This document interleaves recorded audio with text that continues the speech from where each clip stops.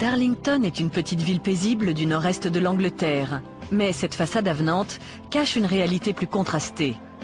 Le chômage chronique fait ici comme ailleurs des ravages et a entraîné l'émergence d'un sous-prolétariat qui cherche à oublier dans l'alcool son absence totale de perspective. Un milieu propice aux drames les plus sordides, mais où l'histoire de David Harker et de Julie Patterson allait faire l'effet d'une bombe. David Harker vivait en marge de la société, partageant sa vie entre les rayons d'alcool du supermarché et le bureau de poste où il allait toucher une maigre allocation, jusqu'au jour où il rencontre une jeune femme lui permettant d'accéder à son fantasme, devenir le plus jeune tueur en série de Grande-Bretagne. Je n'avais jamais rencontré un garçon aussi sympathique que Harker. Ce qui m'a frappé la première fois que je l'ai vu, c'est ses grands yeux bleus. On ne pouvait pas ne pas le remarquer, toujours avec sa bouteille de bière à la main. David Harker voulait faire de la musique. Il avait déjà eu pas mal de problèmes pendant son adolescence et était arrivé en février 1995 à Darlington, où il espérait prendre un nouveau départ. Il n'a pas tardé à s'y faire de nombreux amis. Matt Farey avait 16 ans lorsqu'il est tombé sous le charme de David, qui en avait à l'époque 23. Il venait à la maison et il dînait souvent avec nous. Ma mère l'a trouvé cool, et ma sœur aussi. Alors quand il a dit qu'il n'avait pas d'endroit pour dormir, on lui a proposé de rester quelques jours chez nous. Au bout du compte, il est resté un peu plus longtemps que prévu. Janet Farey avait 11 ans lorsqu'elle a fait la connaissance de David. Quand David vivait chez nous, il ne payait pas de loyer. Rien du tout, mais ma mère était d'accord parce qu'il était vraiment gentil. Il donnait toujours un coup de main, il faisait le ménage, il aidait tout le monde. Moi, il m'aidait à faire mes devoirs. Il voulait m'aider parce qu'il disait qu'il ne voulait pas que je finisse comme lui. La chance semble enfin sourire à David Harker lorsqu'il fait la rencontre d'une jeune fille originaire de la région, dont il tombe amoureux et avec qui il emménage dans un appartement de Harewood Grove, un quartier résidentiel de Darlington. Le courant passe tout de suite avec son nouveau voisin, Stuart Boulton. La première fois que j'ai rencontré Harker, il m'a paru très sympathique. Un type vraiment sympa. Il n'avait pas l'air bête, loin de là. Un type poli, charmant, quelqu'un avec qui on pouvait parler sans problème. Malheureusement, au bout d'un an de vie commune, le jeune couple se sépare et David Harker se retrouve seul. Il a recommencé à boire, mais encore plus qu'avant. Il était toujours sur un banc dans le parc. Il était toujours avec sa bouteille de bière. Il disait toujours que ça lui faisait du bien, qu'il se sentait mieux après, mais c'était le contraire. C'est à cette époque que David Harker fait la connaissance de Julie Patterson, 31 ans, une jeune femme à l'enfance malheureuse qui va faire basculer sa vie. La justice vient de lui retirer la garde de 3 de ses enfants. Très affectée, elle s'est mise à boire et à prendre du Valium. J'ai fait la connaissance de Julie 3 ans avant le drame. D'abord comme locataire, puis progressivement comme amie. C'était une fille très vivante, très gaie. Elle aimait bien boire, mais quand elle était déprimée, elle se renfermait complètement. Quelques semaines à peine après être arrivée à Darlington, Julie avait rencontré Alan Taylor, avec qui elle allait avoir une liaison pendant 3 ans. Alan était un solitaire, il était toujours seul. C'était un homme jovial. Il aimait bien boire lui aussi. Il faisait des petits boulots pour moi. Quand Julie est arrivée, il en est tout de suite tombé amoureux. Il l'aimait vraiment. Bien sûr, il y avait des hauts et des bas comme dans tous les couples, mais c'était vraiment la première fois depuis longtemps qu'il sortait avec quelqu'un. C'était sympa. On avait notre manière à nous de nous en sortir quand ça allait pas. On rigolait bien tous les deux. Ça collait bien. On n'avait pas eu la vie facile. On avait eu pas mal d'obstacles sur notre route. C'était difficile pour tous les deux. Je crois qu'elle avait souffert dans sa jeunesse et que c'est pour ça qu'elle avait quitté Durham pour venir à Darlington. De temps en temps, le petit groupe de paumés du parc de Darlington partait faire une virée à Hastings. Alan et Julie rêvaient d'aller refaire leur vie sur la côte. Et puis elle est tombée enceinte. Elle attendait un enfant d'Alan. Ils sont partis tous les deux à Hastings. Ils voulaient prendre un nouveau départ là-bas, avec leur bébé et tout. Repartir à zéro. Et puis je ne sais pas ce qui s'est passé, mais ils ont décidé de faire adopter le bébé.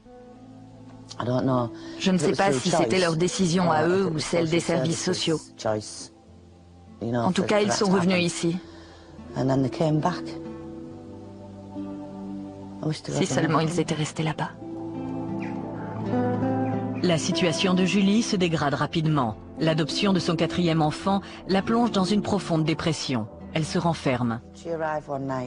Un soir, elle est arrivée. Je crois que c'était juste après leur retour d'Hastings.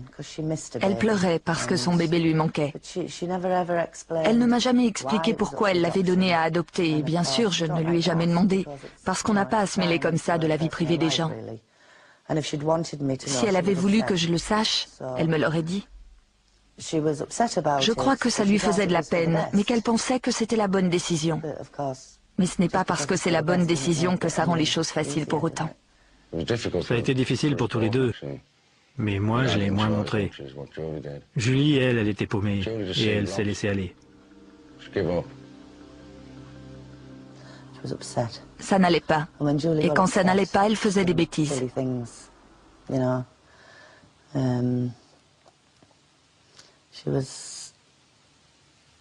Elle était déprimée. Et c'est quelqu'un qui n'avait pas beaucoup de volonté. Quand ça n'allait pas, elle prenait des cachets. Julie disparaissait parfois pendant plusieurs jours d'affilée avant de reparaître sans un mot d'explication. Elle repartait à Durham ou disparaissait je ne sais où. Mais elle revenait toujours. Elle revenait sale, les cheveux en bataille. Elle prenait un bon bain, un bon repas et le lendemain elle reprenait sa vie normale. Très souvent, elle se levait, elle me disait qu'elle allait aux toilettes et elle disparaissait. Parfois pour la journée, parfois pendant 3 jours, mais le plus souvent pendant une semaine. Elle était vraiment paumée.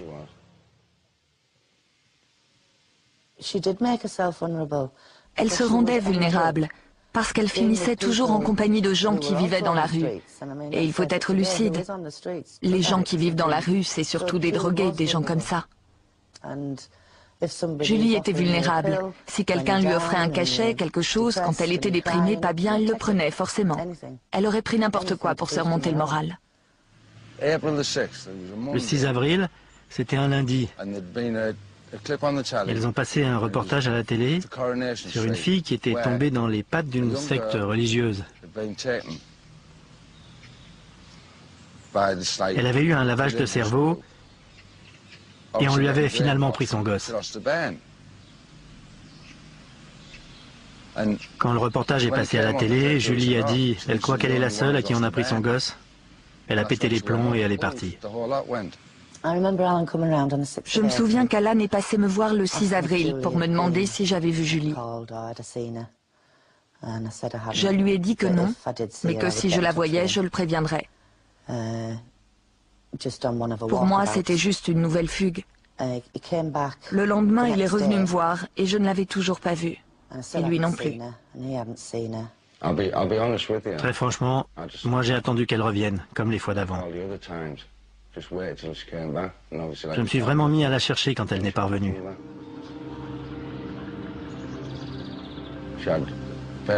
Je savais qu'elle avait des trucs à faire chaque semaine. Tel jour, elle allait chercher son Valium. Tel jour, elle allait voir sa fille. Tel jour, elle passait prendre son chèque à la Sécu.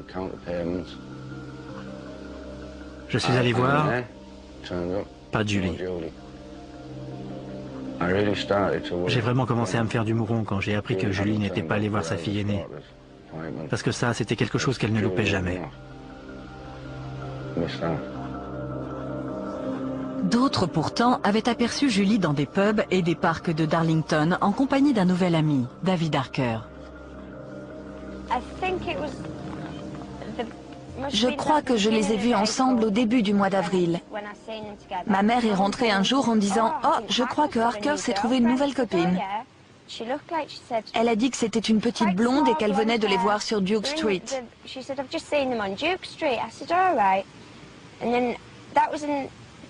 Il devait être 5 heures, l'heure du thé. Un peu plus tard, vers 7 heures, je suis sortie me promener dans le quartier et je l'ai trouvé là, assis sur ce banc. Elle était assise à côté de lui. C'est ici que je les ai trouvés. Ils étaient tous les deux saouls, en train de rigoler. Elle était aussi saoule que lui, mais il voulait encore boire. Je n'avais pas d'argent sur moi, je ne pouvais rien leur donner. Alors je suis restée un peu avec eux pour bavarder de tout et de rien. Après, elle m'a serré dans ses bras et lui aussi, il m'a serré dans ses bras. Et puis je suis partie retrouver mes copines. C'est la seule fois que je l'ai vue, elle. La dernière fois que j'ai vu David Harker et Julie Patterson, c'était à la mi-avril dans ce parc où nous nous trouvons.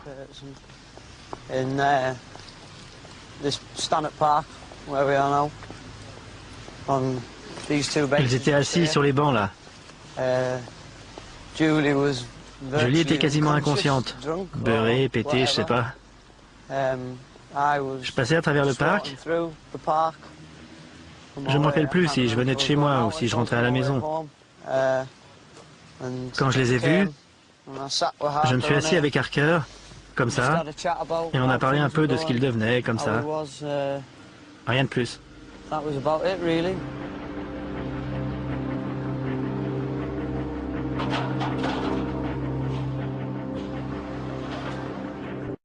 Tout a vraiment commencé lorsqu'Alan Taylor est allé déclarer à la police de Darlington la disparition de sa compagne, Julie Patterson. C'était le 29 avril 1998. Il a dit que Julie avait en fait disparu depuis 3 semaines. Il a déclaré que la jeune femme avait déjà disparu à plusieurs reprises auparavant et qu'il avait pensé au départ qu'elle avait simplement fait une nouvelle fugue, qu'elle avait besoin de faire le point, mais qu'elle allait revenir comme les autres fois. Mais il avait fini par s'inquiéter en ne la voyant pas revenir. Lorsque cette affaire a été portée à ma connaissance, je me suis tout de suite inquiété, sachant que cette jeune personne particulièrement vulnérable avait visiblement disparu depuis 4 semaines et qu'elle n'avait pas été revue depuis.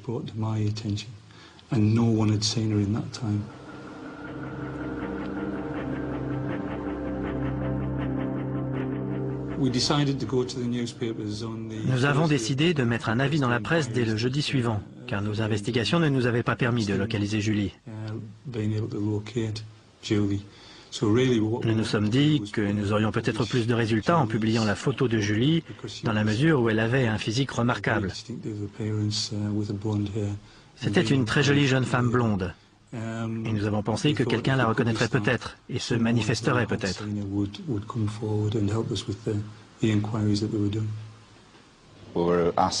On nous a demandé de publier la photo de cette jeune femme dont on était sans nouvelles depuis plusieurs jours et dont on ne retrouvait plus aucune trace. Je pense que la police devait être vraiment inquiète car en général, elle ne demande pas à la presse de l'aider à retrouver les personnes qu'elle recherche. Comme l'espérait la police, la photo de Julie retient l'attention d'un témoin qui ne tarde pas à appeler le commissariat.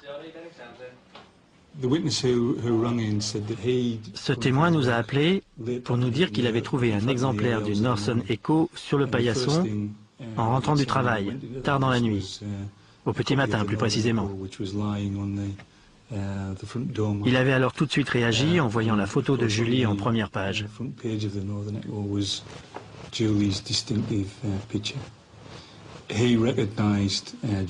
Il avait immédiatement reconnu Julie, qu'il disait avoir rencontrée, et avait tout de suite fait le rapprochement avec une conversation qu'il avait eue avec David Harker. L'homme conseille à la police d'aller faire un tour à Polham Lane, une petite rue dans un quartier tranquille de Darlington.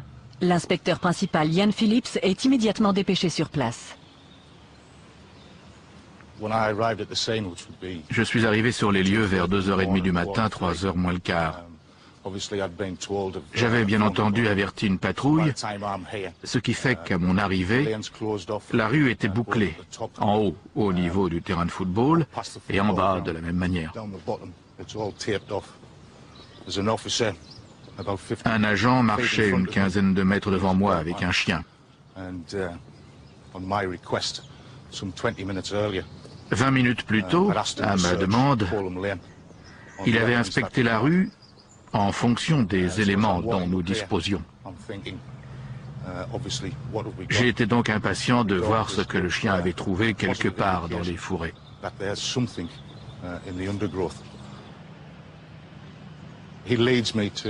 Il m'a donc conduit jusqu'à l'endroit où nous avons distingué un grand sac jeté par terre.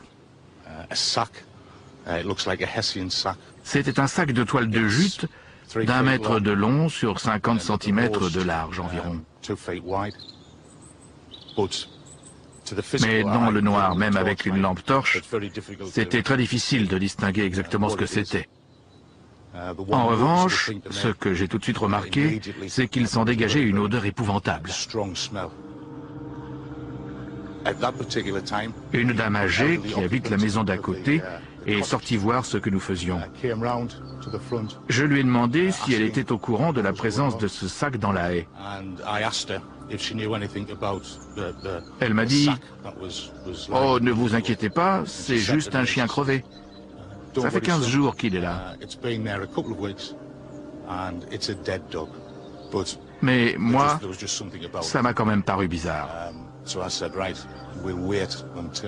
J'ai donc décidé d'attendre qu'il fasse un peu jour avant de voir ce que j'allais faire, et surtout avant de mobiliser tout le monde, d'appeler le commissaire, les inspecteurs de la brigade spéciale et tout le tintouin.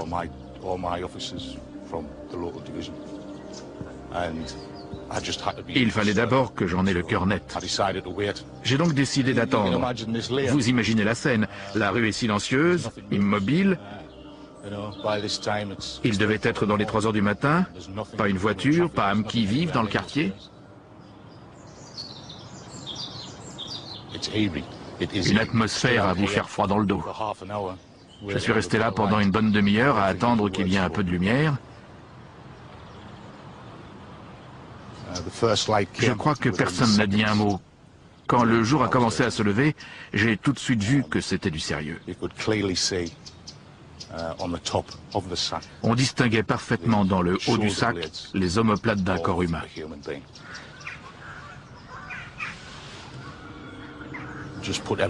Je crois que nous sommes tous restés pétrifiés pendant quelques secondes. Je crois qu'il a fallu quelques secondes pour qu'on réalise vraiment qu'on était en présence du corps d'une personne, que cette personne avait de toute évidence été salement mutilée. Cette personne avait été assassinée, massacrée même, et c'était du sérieux.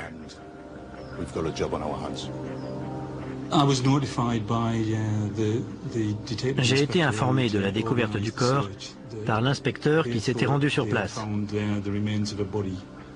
Je me suis alors moi-même rendu sur les lieux vers 5h30 ce matin-là. Je me souviens très bien que lorsque les autres sont arrivés, je leur ai dit « Messieurs, préparez-vous à découvrir quelque chose d'horrible. C'est un spectacle que je n'avais jamais vu et que vous n'avez probablement vous-même jamais vu. Nous sommes confrontés ici à un meurtre d'un genre particulièrement abominable. »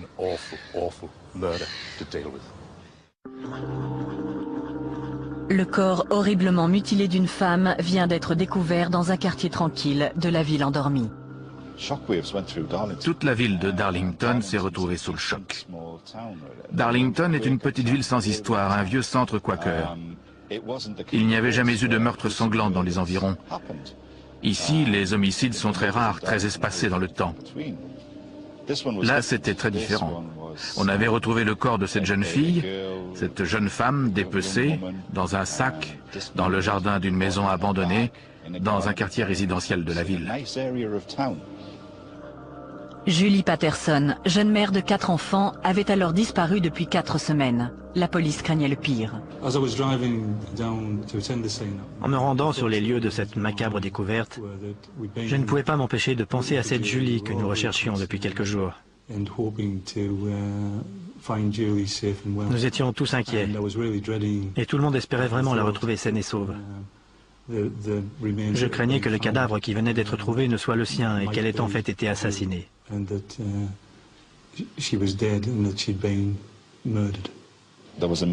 Toute la ville s'est passionnée pour cette affaire. Tout le monde était sous le choc.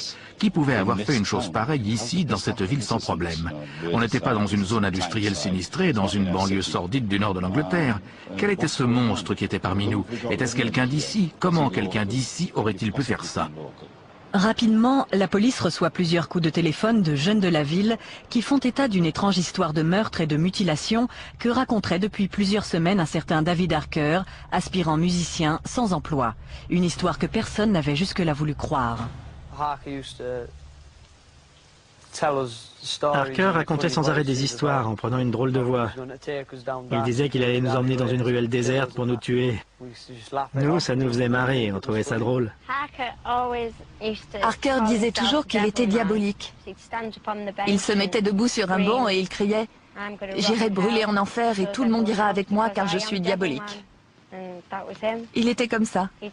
Il faisait le malin en disant qu'il était diabolique.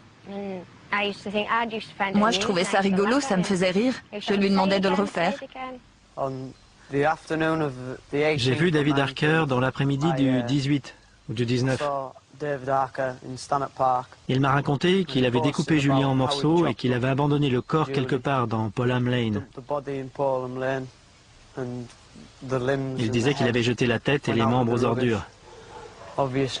Il était saoul. J'ai pas fait attention à ce qu'il racontait. Je l'ai pas cru.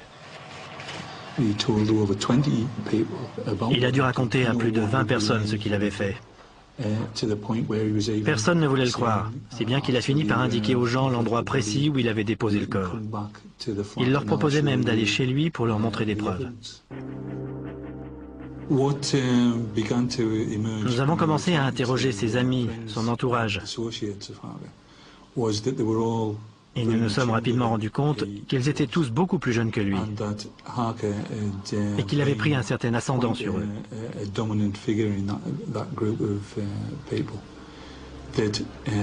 Il cherchait apparemment à les impressionner en permanence, à leur faire peur même.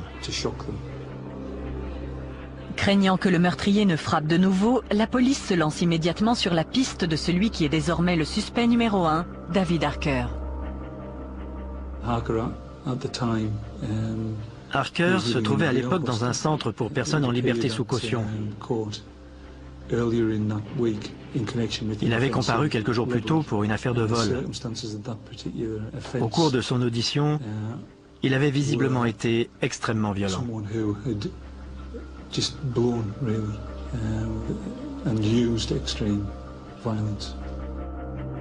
Deux policiers sont chargés d'aller chercher Harker pour prendre sa déposition. Ils ne savent pas trop à quoi s'attendre.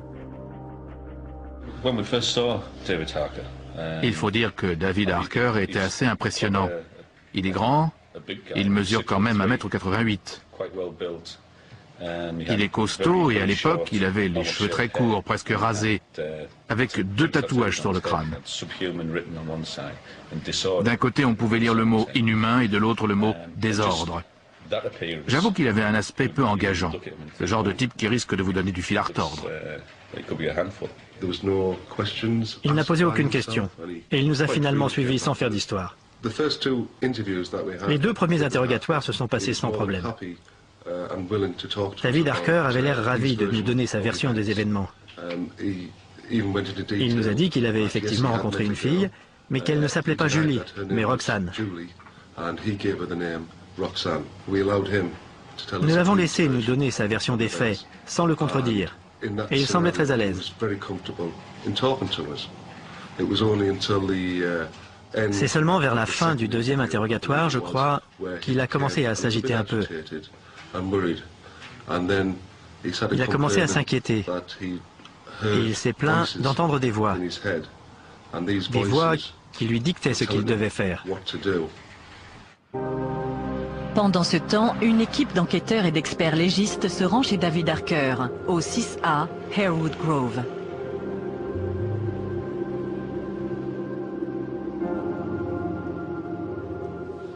Nous sommes entrés par la cour de derrière.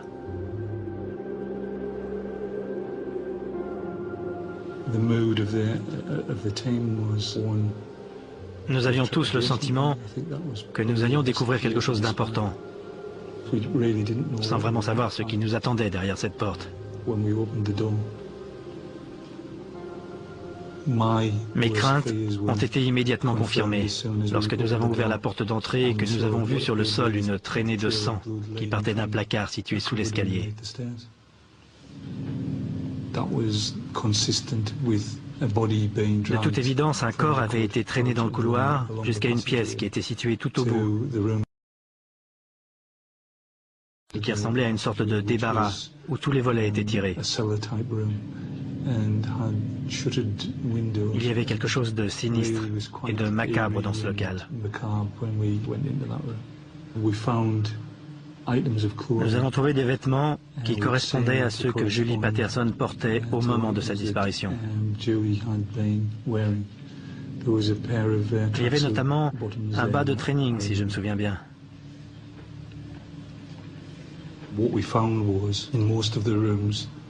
Dans presque toutes les pièces, nous avons trouvé soit des objets appartenant à Julie, soit des traces de sa présence. Dans la cuisine de l'appartement, nous avons trouvé sur une étagère une paire de tennis qui se sont avérés appartenir à Julie.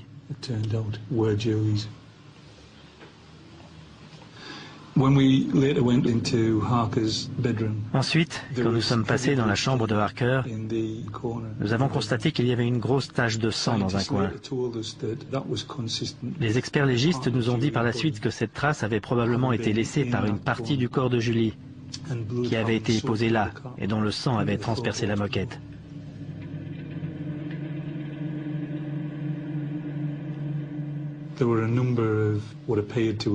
Sur les murs, quelqu'un avait écrit ce qui ressemblait à première vue à des poèmes.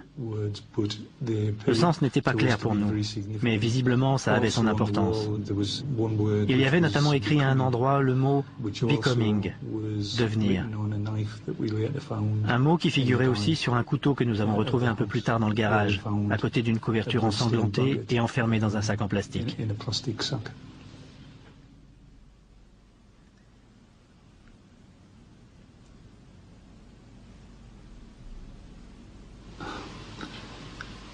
Je me souviens avoir ressenti un sentiment de profonde tristesse. Il était évident qu'un meurtre avait été commis dans cet appartement et que la pauvre Julie était morte dans des circonstances qui avaient dû être épouvantables.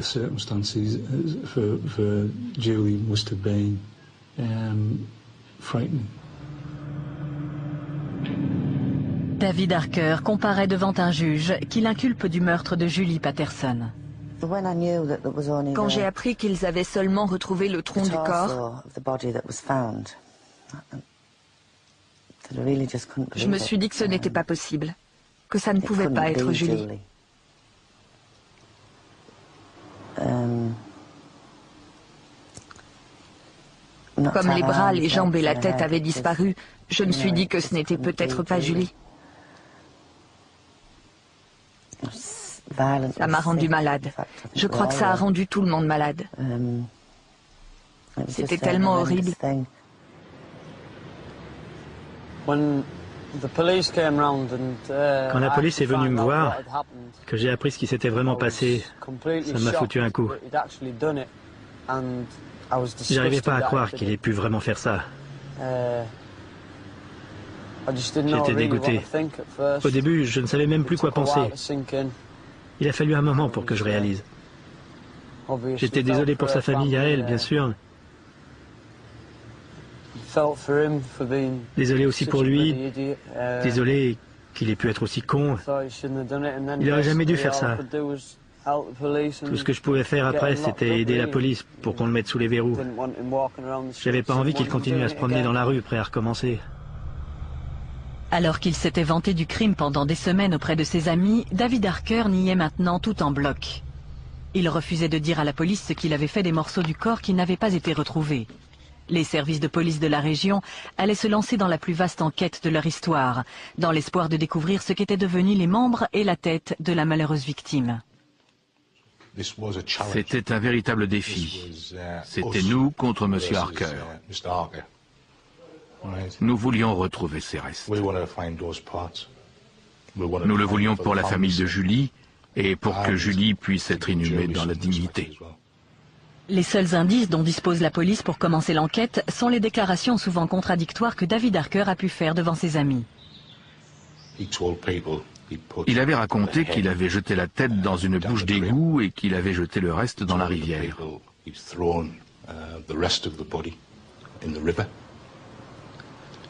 Il avait raconté à d'autres personnes qu'il avait mis les bras et les jambes aux ordures ménagères.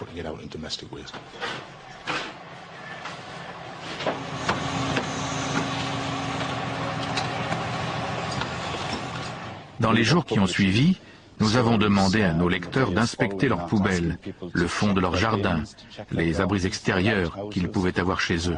Rien de très réjouissant. Nous avons cherché dans le périmètre autour de l'endroit où on avait retrouvé le corps, dans les parcs, dans les étangs, dans les égouts. On a fait descendre des caméras dans les bouches d'égout pour vérifier s'il y avait quelque chose. Tous les jours, il y avait un article qui faisait le point sur les recherches. Ils ont ratissé South Park, fouillé la rivière qui traverse Darlington. Les recherches se sont faites au grand jour et beaucoup de gens y ont participé. Le comble du sordide a été atteint quand la police, en désespoir de cause, est allée fouiller la décharge publique. Une cinquantaine de policiers sont envoyés à la décharge voisine de Coxo Tip, l'un des plus grands sites d'enfouissement d'Europe. C'était impressionnant quand on arrivait dans ce gigantesque cratère. Les deux véhicules de police étaient garés au fond. Ils paraissaient minuscules. Le site était tellement immense qu'on discernait à peine les policiers qui étaient en train de travailler.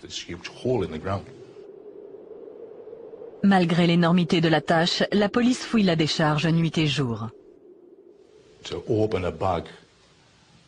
Vous ouvrez un sac et vous savez qu'il vient de Darlington parce qu'il y a dedans une enveloppe sur laquelle est indiquée une adresse située à 2 pâtés de maison du lieu du meurtre. Dans ce même sac, vous trouvez un journal daté des 17, 18 et 19 avril. Tout de suite, vous vous dites, c'est ça, on brûle, on brûle.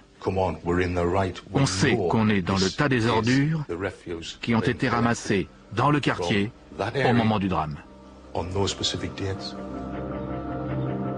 cours des 3 semaines que dureront les recherches, la police passera au crible 20 000 tonnes d'ordures ménagères. En vain.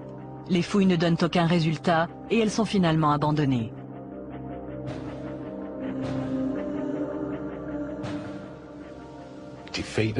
Découragé? Je ne crois pas que c'était du découragement. Simplement, nous n'avons pas réussi à trouver ce que nous cherchions. Personnellement, je reste persuadé que certains des restes de Julie se trouvent toujours dans cette décharge. J'en suis intimement convaincu.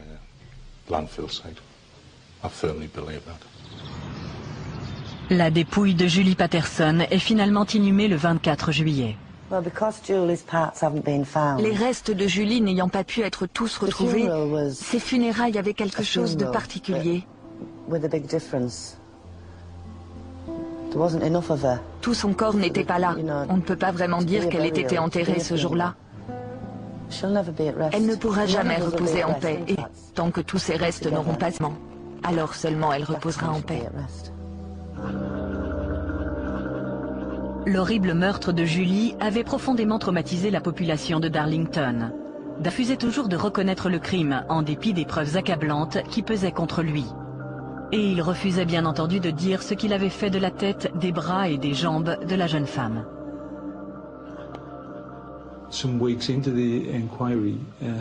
Au bout de quelques semaines, l'avocat de Harker a demandé à ce que son client soit examiné par un psychiatre. Et Harker a donc été transféré à l'hôpital de Ashworth à cet effet.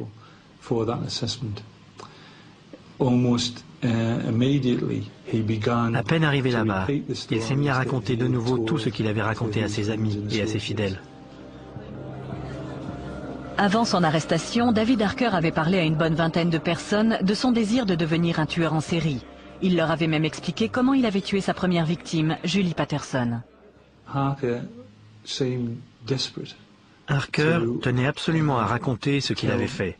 Il voulait passer à la postérité comme le plus jeune tueur en série de toute l'histoire de la Grande-Bretagne. Le diagnostic qui a été réalisé dans ce cas a conclu à un comportement antisocial. C'est également ce qu'on appelle un psychopathe. L'individu est sensé dans la mesure où il a un raisonnement tout à fait rationnel.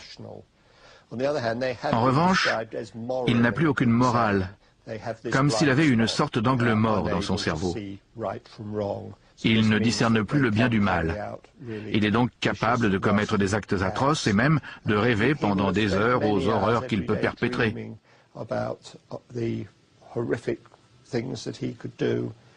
Tout cela fait partie du syndrome dont ce garçon souffrait manifestement. À cela venait s'ajouter le désir d'accéder à la célébrité, de passer à la postérité comme un criminel notoire. Pendant son séjour au service psychiatrique de l'hôpital de Ashworth, David Harker devait affirmer avoir tué 2 autres personnes, mais aucun élément ne permet d'étayer ses déclarations. Le jeune homme donna également d'étranges précisions sur les circonstances du meurtre de Julie Patterson. Il affirma au psychiatre qu'après l'avoir tué, il avait fait cuire un morceau de sa cuisse et l'avait mangé, accompagné de pâtes et d'une sauce à l'ail.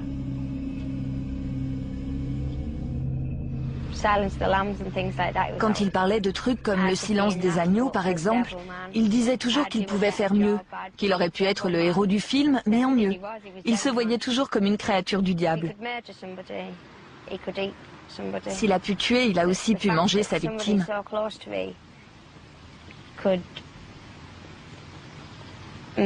Quand je pense que quelqu'un d'aussi proche a pu faire ça, ça me rend malade.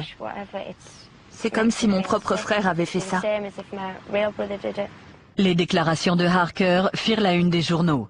Le jeune homme avait visiblement réussi à obtenir ce qu'il voulait, se faire connaître comme l'émule de Jeffrey Dahmer, le tueur cannibale du cinéma américain. Il avait même essayé de l'imiter. Il avait conservé un certain temps des morceaux du corps de Julie dans sa chambre et avait placé la paire de tennis de la jeune femme sur une étagère de la cuisine. Un aspect particulièrement troublant de cette affaire tient au fait que Harker avait affirmé avoir mangé des morceaux de sa victime.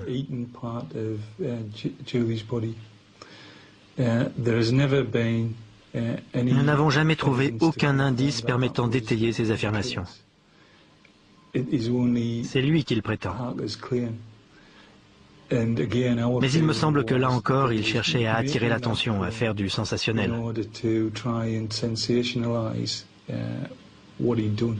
David Harker fait partie de ces criminels qui ont beaucoup de mal à faire la distinction entre le rêve et la réalité. Ils s'imaginent devenant des tueurs célèbres et ils construisent toute une fiction d'actes marquants qu'ils sont censés avoir commis. Résultat, quand la police les interroge, ils ressortent tous leurs fantasmes sans plus vraiment savoir ce qui relève du réel et ce qui n'est qu'imaginaire.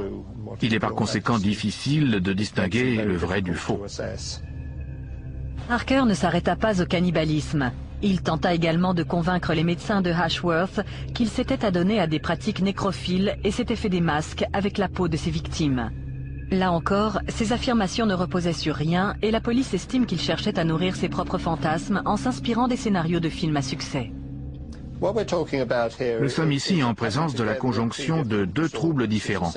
Vous avez d'une part un trouble d'ordre sexuel avec une fascination pour la torture et le meurtre, et d'autre part un désir intense de choquer, qui s'inscrit dans le cadre d'un trouble de type psychopathique. Il y a une volonté d'avoir un impact sur les autres. Dans ce cas précis, il y a conjugaison de ces différents facteurs. Visiblement, il voulait à tout prix impressionner les autres en leur racontant ce qu'il avait vécu. Je sais en outre qu'à l'époque, il a cherché à contacter des journaux pour leur proposer de publier un livre sur ses exploits. Depuis sa chambre à l'hôpital de Ashworth, Harker envoie une série de lettres à la rédaction du quotidien local. Ce qui est intéressant dans ces lettres, c'est que David Harker se fait passer pour une victime et qu'à aucun moment il ne parle de Julie Patterson. Dans ces lettres, il porte de terribles accusations contre ses parents, toutes sont totalement fausses. À partir de l'âge de 2 ans et jusqu'à l'âge de 16 ans, j'ai été régulièrement battu par mon père, souvent uniquement parce qu'il était shooté. J'ai tenté de me suicider une première fois quand j'avais 6 ans, en me pendant à l'école avec une corde à sauter. Quand j'avais 10 ans, mon père m'a obligé à assister à un combat de chiens, puis m'a fait nettoyer le sang et la bidoche qui était par terre. Mais il m'a battu parce que je n'avais pas pris la bonne serpillière.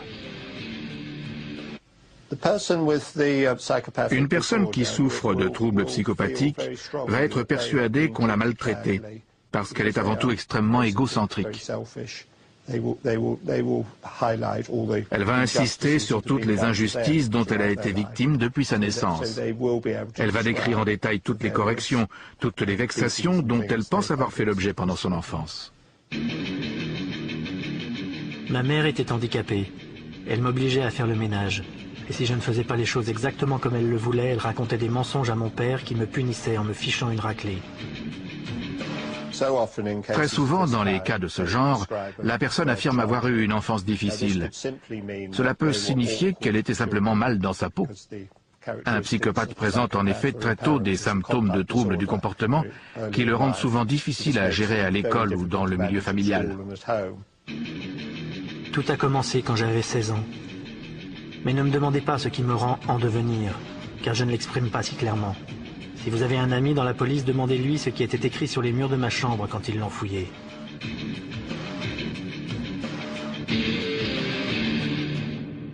Harker a ses premiers démêlés avec la justice à l'âge de 16 ans. Il est inculpé de 2 agressions, pour coups et blessures d'une part et cruauté envers un animal d'autre part, pour avoir tué un chien à coups de pied. De toute évidence, Harker estimait avoir le droit de prendre la vie d'un autre être humain. Il se sentait supérieur aux autres. Et il pensait que le fait de tuer quelqu'un le rendrait plus puissant. Il disait toujours « Je renais avec des yeux de serpent pour devenir de la taille de Dieu ». Je lui ai demandé d'où il sortait ça et apparemment ça venait d'une chanson. C'est un truc qu'il répétait sans arrêt avant le meurtre. Il disait ça sans arrêt. Je ne comprenais pas ce que ça voulait dire. Je pensais que c'était juste les paroles d'une chanson qu'il aimait bien. Maintenant, quand j'y pense, je comprends qu'il voulait être célèbre, au-dessus de tout le monde, tout puissant, plus fort que Dieu. C'est sûrement ce qu'il voulait dire. C'est un exemple typique de psychopathe doublé d'un tueur sadique. Il correspond tout à fait au profil depuis sa plus tendre enfance, quand on voit les choses horribles qu'il faisait quand il était plus jeune. Le fait de tuer un chien à coups de pied, par exemple, c'est typique d'un psychopathe, de quelqu'un qui prend plaisir à torturer et à tuer. Dans sa 5e et dernière lettre au journal, David Harker écrit ceci. « Je ne suis pas mauvais, mais je suis un monstre. Les inspecteurs qui m'ont interrogé étaient trop bêtes pour s'en rendre compte. Il voulait qu'on le prenne pour un brave type. Il voulait qu'on pense que c'était Julie l'ordure. Il voulait qu'on le considère comme un monstre, mais une sorte de monstre du bien. Il refusait d'admettre qu'il n'était qu'un assassin vil et méprisable.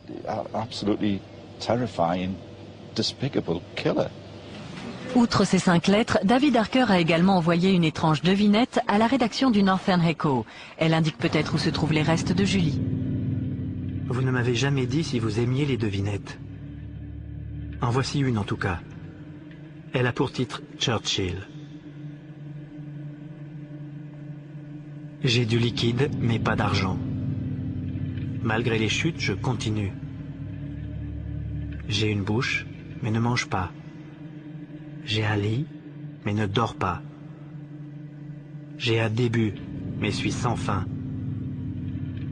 Qui suis-je? Vous connaissez l'endroit?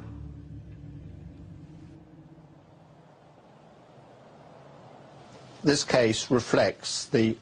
cas reflète bien les problèmes que nous pouvons rencontrer pour classifier ce qui est bien, ce qui est mal, ce qui est fou ou bien malade.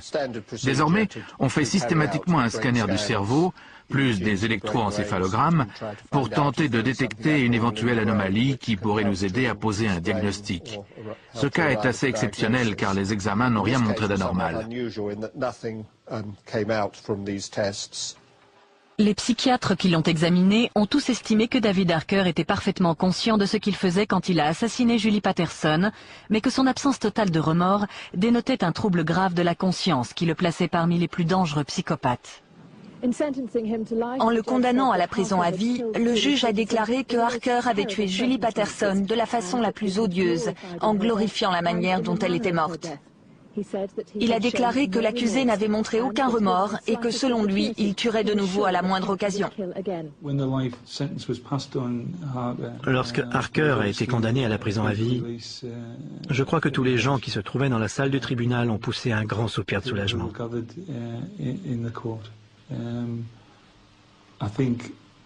Je crois que tout le monde était heureux que cette partie-là de l'affaire soit enfin terminée. Pour nous, c'est toujours pas terminé. On peut pas dire qu'on soit satisfait du fait qu'il n'a toujours pas dit ce qu'il a fait du reste du corps de ma fille, pour commencer. C'est surtout ça qu'on veut, hein. Il faut retrouver les restes.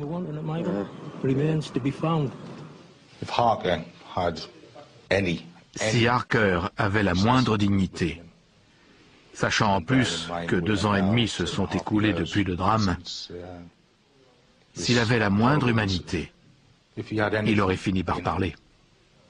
Il veut que les gens devinent, se creusent la tête pour trouver. De temps en temps, il laisse tomber une petite phrase pour titiller les gens, du style « On retrouvera peut-être la tête un jour ». Je pense qu'il se dit que quelqu'un finira peut-être par retrouver les restes manquants.